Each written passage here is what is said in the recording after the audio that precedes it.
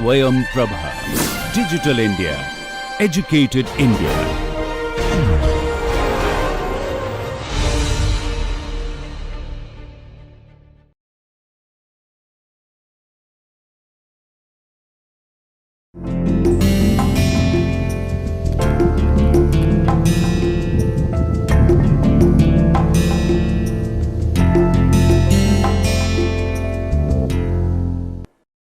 Good morning, everyone. Today we will discuss about conduction fundamentals. Heat conduction is basically diffusion of energy. Heat conduction is governed by Fourier's law. Fourier's law is phenomenological. It is derived from observed phenomena. Joseph Fourier, the famous mathematician, published his remarkable book in 1822. He formulated a complete exposition of the theory of heat conduction. Experience arising out of the physical observations suggested two guidelines about the flow of thermal energy, which often referred to as heat flow, that results from temperature non-uniformities in a body. We have already mentioned that Fourier's law is phenomenological. It is derived from observed phenomena. A cylindrical rod of known material is insulated on its lateral surface. We can see this from the picture, while the end faces are maintained at different temperatures. One end is electrically heated, maintained at a temperature T1. Other end is cooled and maintained at a temperature T2. T1 is greater than T2. Temperature difference causes conduction heat transfer in the positive x direction, and x direction is aligned with the axis of the cylinder. We are able to measure the heat transfer rate Qx, and we seek to determine how Qx depends on delta T, the temperature difference, delta X, the rod length, and A, the cross-sectional area. If we hold delta T, that means temperature difference, and delta X, length of the rod, constant, then we will see by varying A, Qx will increase. Qx varies as A. If we hold delta T and A constant, we will see Qx varies inversely as delta X. If we hold delta X and A constant, then we'll see that Qx varies proportional to delta T. Qx varies as delta T. So we can see Qx varies as A, Qx varies inversely as delta X, and Qx varies as delta T. The collective effect is then Qx varies as A multiplied by delta T divided by delta X. If we now change the material from metal to plastic or some such change, we shall find that the above proportionality remains valid. We shall also find that for equal values of A, delta X and delta T, the value of Qx would be smaller for plastic than metal. This suggests that the proportionality may be converted into equality by introducing a coefficient that is a measure of material behavior.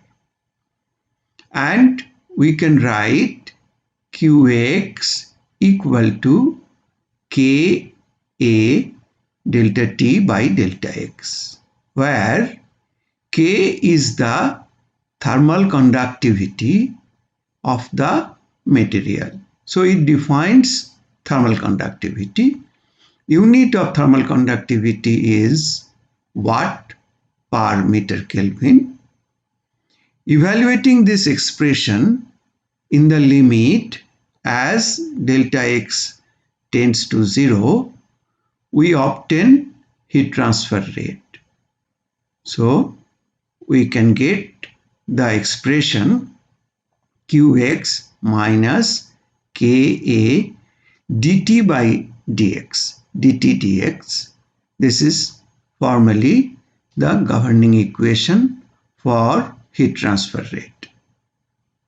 Or heat flux, which is heat transfer rate per unit area, Qx double prime is equal to Qx by A equal to minus K dt dx. Negative sign is necessary because according to second law of thermodynamics, heat is transferred in the direction of decreasing temperature. dt dx between 2 points, if we have to write T2 minus T1 divided by x2 minus x1. x2 minus x1 is the length. It's a positive quantity. T2 minus T1, since T2 is less than T1, it will be a negative quantity. But heat flux is a positive quantity. In order to take care of T2 minus T1 divided by length, this minus sign in equation 2 comes into play, which takes care of heat flux and also takes care of that the heat flux is in the direction of decreasing temperature. So this takes care of second law of thermodynamics. Equation 2 implies that the heat flux is a directional quantity. The direction of Qx double prime is normal to cross-section area A. More general is direction of heat flow will always be normal to a surface of constant temperature called isothermal surface. This figure shows the direction of heat flux Qx double prime in a one-dimensional coordinate system where the temperature gradient dt dx is negative. Again, from equation 2, it follows that Qx double prime is positive.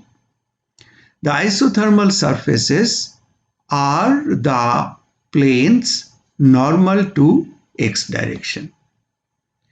Now we can write a more general statement of conduction rate equation as q double prime equal to minus k grad of t minus k I del t del x plus j del t del y plus k del t del c, where this del operator is basically a three-dimensional operator.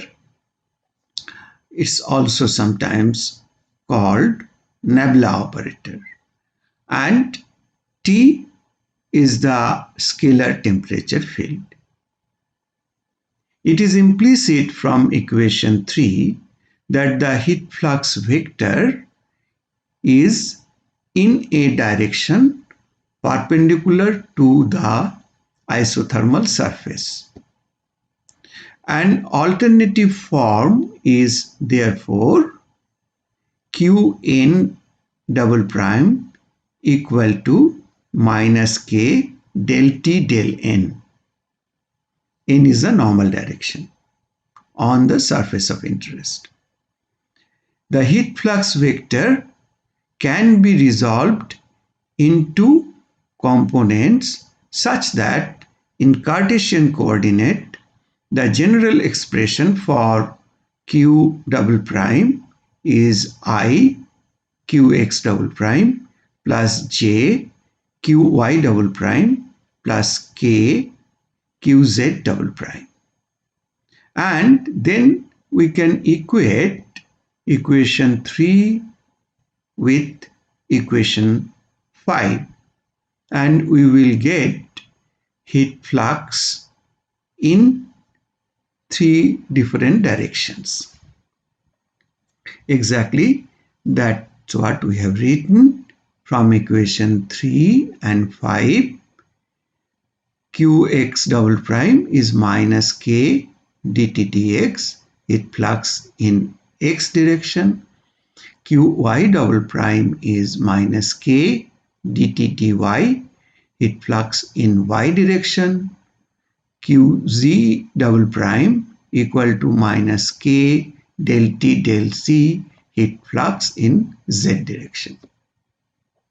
It is also implicit in equation 3 that the medium in which the conduction occurs is isotropic, homogeneous and isotropic.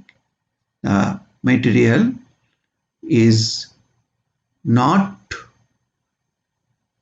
a material which has any internal anisotropy.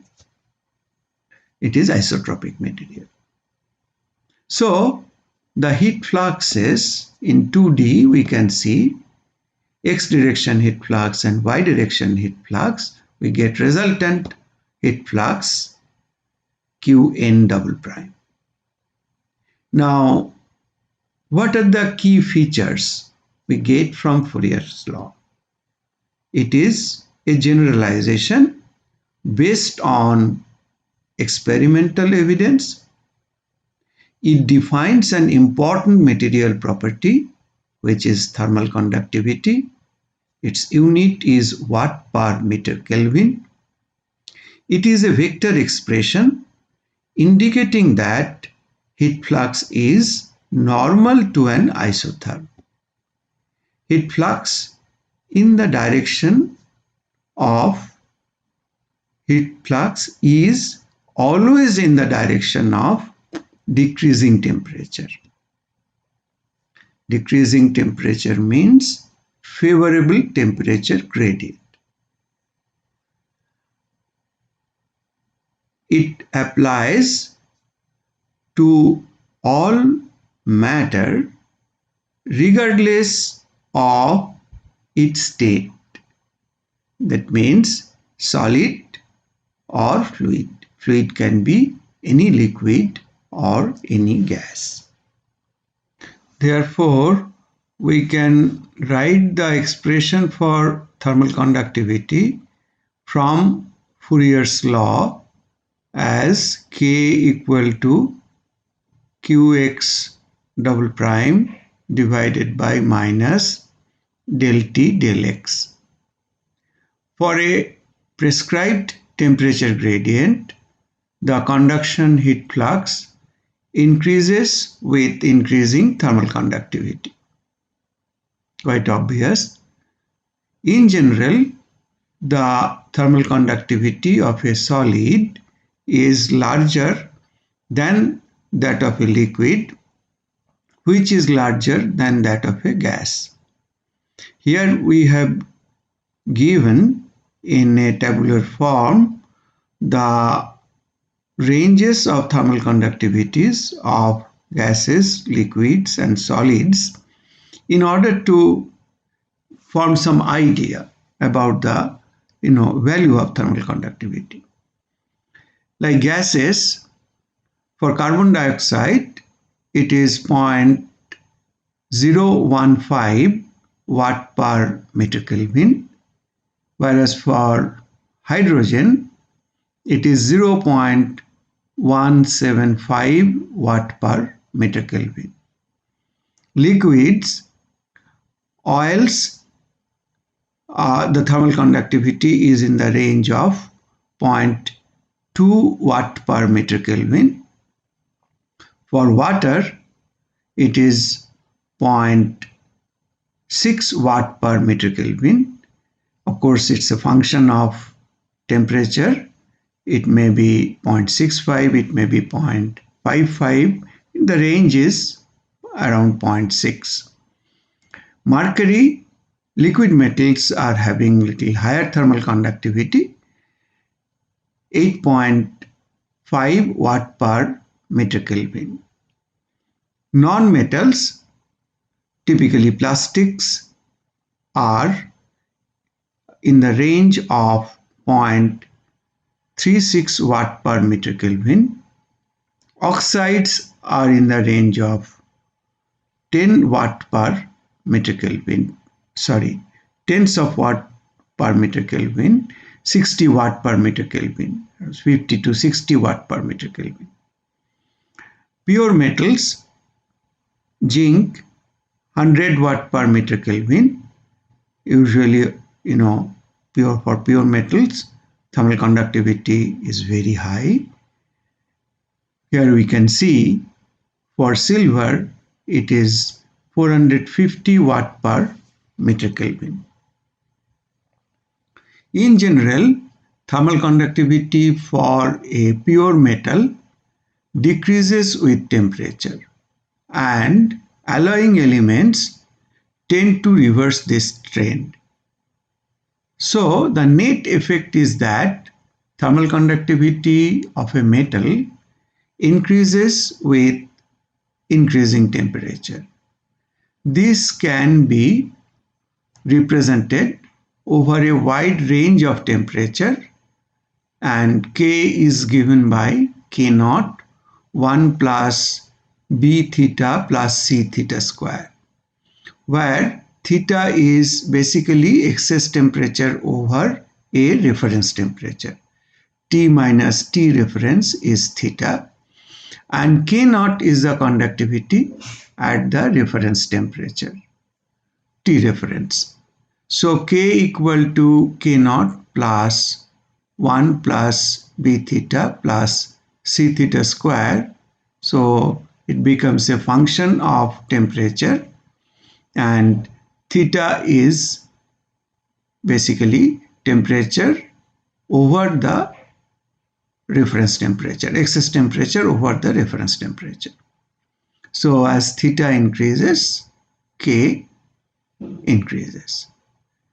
Since the intermolecular spacing is much larger and the motion of molecules is more random for the fluid state than the solid state, the thermal conductivity of liquids and gases is therefore generally smaller than that of the solids. Thermal conductivity of liquids usually temperature dependent. Thermal conductivity of the liquids usually temperature dependent, but it is insensitive to pressure. Liquid are, usually the working liquids are water or, some alkalis, some, acidic solutions or some chemicals. But the water thermal conductivity here we have written as 0.556 watt per meter Kelvin, which is, I mentioned it earlier, which is around 0.6 watt per meter Kelvin. It's a function of temperature, has the highest temperature conductivity of all liquids except the liquid metals. Thermal conductivity of most liquids decreases with increasing temperature. Thermal conductivity of a gas increases with increasing temperature but is essentially independent of pressure for pressures close to atmosphere. So gases thermal conductivity, we usually what we encounter is that thermal conductivity increases with increasing temperature. And also to be mentioned that essentially it is independent of pressure for the pressures close to atmosphere. So we will stop here today, and in the next class we will study some more aspects or deeper aspects of conduction heat transfer. Thank you. Thank you for your interest.